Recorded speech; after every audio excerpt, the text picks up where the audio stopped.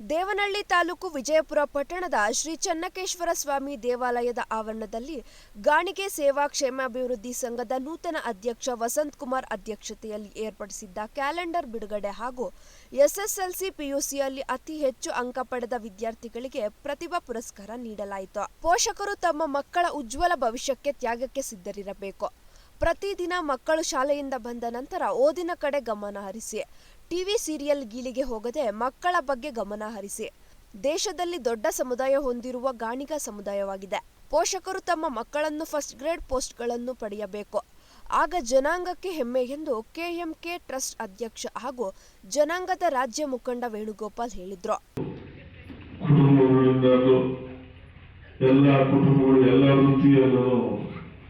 ನಾವು ಒಂದು ವ್ಯಾಪಾರ, ಒಂದು ವಾಣಿಜ್ಯದಲ್ಲಿ, ಒಂದು ಇತರೆ ಸಮುದಾಯಗಳ ಜೊತೆಯಲ್ಲೂ ನಾವು ಅನ್ಯೋನ್ಯವಾಗಿ ಜೊತೆಯಲ್ಲಿರುವಂತ ಸಮುದಾಯ, ಎಲ್ರಿಗೂ ಬೇಕಾಗಿದ್ದಂತ ಸಮುದಾಯ. ನಾವು ಮಾಡುವಂತ ಒಂದು ದಿನನಿತ್ಯ ಕಾರ್ಯಗಳು ಜನಗಳ ಮೆಚ್ಚುವಂತದ್ದಾಗಬೇಕು. ಯಾವುದೇ ನಮ್ಮ ಗಾಣಿಗ ಸಮಾವೇಶಕ್ಕಾಗಲಿ, ಗಾಣಿಗ ಕುಲಬಾಂಧವರಿಗಾಗಲಿ ಒಳ್ಳೆಯದಕ್ಕೋಸ್ಕರ ಓಡಾಡುವಂತ ಕೆಲಸಗಳು ಮಾಡಬೇಕು ಅಂತ ಅಳವಡಿಸ್ಕೊಬೇಕು. ತಮ್ಮಲ್ಲೇ ಅಲ್ಲಿ ವಿಜಯಪುರದಲ್ಲಿ ಜಾಸ್ತಿ ಇದೆ, ಅದಕ್ಕೆ ಸಂತೋಷ ಆಗುತ್ತೆ. ಅದೇ ರೀತಿ ಮೊದಲು ಶಿಕ್ಷಿತರಾಗಬೇಕು, ನಂತರ ಯಾವುದೇ ಕ್ಷೇತ್ರದಲ್ಲಿ ನಾವು ಬೆಳೆಯಬೇಕು. ಒಗ್ಗಟ್ಟಾಗಿ ಜನಾಂಗಕ್ಕೆ ದುಡಿಯಬೇಕು. ಅನ್ಯ ರಾಜ್ಯಗಳಲ್ಲಿ ನಮ್ಮ ಸಮುದಾಯದ ನಾಯಕರು ಒಳ್ಳೆ ಸ್ಥಾನಮಾನಗಳು ಇವೆ. ಆದರೆ ನಮ್ಮ ಕರ್ನಾಟಕ ರಾಜ್ಯದಲ್ಲಿ ನಮ್ಮ ಸಮುದಾಯವನ್ನು ಕಡೆಗಣಿಸುತ್ತಿರುವುದು ವಿಪರ್ಯಾಸ. ಚಿಕ್ಕ ಚಿಕ್ಕ ಕಾರ್ಯಕ್ರಮದಿಂದಲೇ ದೊಡ್ಡ ಸಾಧನೆ ಮಾಡಬಹುದು. ಎಲ್ಲ ನಮ್ಮ ಬಂಧುಗಳು ಸಮುದಾಯಕ್ಕೆ ಸ್ವಾರ್ಥ ಬಿಟ್ಟು ಕೈ ಜೋಡಿಸಬೇಕು. ಸಮಾಜದಲ್ಲಿ ಗಾಣಿಗೆ ಸಮುದಾಯದ ಬಲವನ್ನು ಒಗ್ಗಟ್ಟಾಗಿ ಇರಬೇಕು ಎಂದು ಜ್ಯೋತಿ ನಗರ ವೈಶ್ಯ ಗಾಣಿಗರ ಸಂಘದ ಅಧ್ಯಕ್ಷ ವಿಜಯ್ ಕುಮಾರ್ ಹೇಳಿದ್ರು. ಈ ವೈಮನಸ್ಯತ್ವಗಳನ್ನು ಬಿಡಬೇಕು, ಒಟ್ಟಾಗಿ ಎಲ್ಲರೂ ಸೇರಬೇಕು. ಈ ತರ ಒಂದು ಚಿಕ್ಕ ಚಿಕ್ಕ ಕಾರ್ಯಕ್ರಮಗಳಿಂದಲೇ ದೊಡ್ಡ ಕಾರ್ಯಕ್ರಮ ಮಾಡುವ ಹಂತಕ್ಕೆ ನಾವೆಲ್ಲ ತಲುಪಬೇಕು. ನಾವೆಲ್ಲ ಒಂದೇ, ಗಾಣಿಗರೆಲ್ಲ ಒಂದೇ, ಕರ್ನಾಟಕದಲ್ಲೆಲ್ಲ ಒಂದಾಗಿರ್ಬೇಕು ಅನ್ನೋದನ್ನು ನನ್ನ ಆಸೆ. ಹಾಗೂ ಮಕ್ಕಳಿಗೆ ಒಂದು ಹಿತ ನೋಡಿ ಹೇಳ್ತೀನಿ.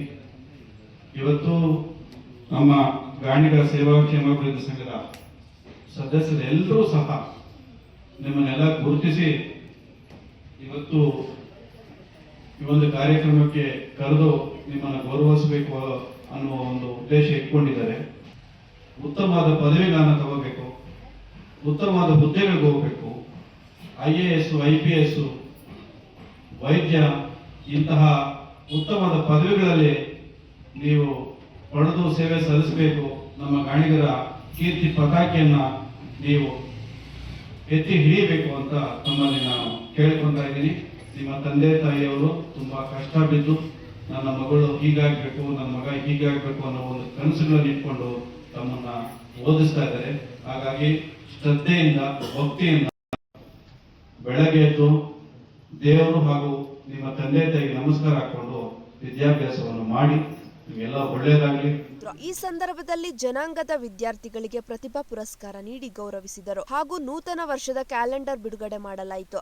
ಕಾರ್ಯಕ್ರಮದಲ್ಲಿ ಸಂಘದ ನೂತನ ಅಧ್ಯಕ್ಷ ವಸಂತ್ ಕುಮಾರ್, ಗಾಣಿಗರ ಸಂಘದ ಪದಾಧಿಕಾರಿಗಳು ಇದ್ದರು.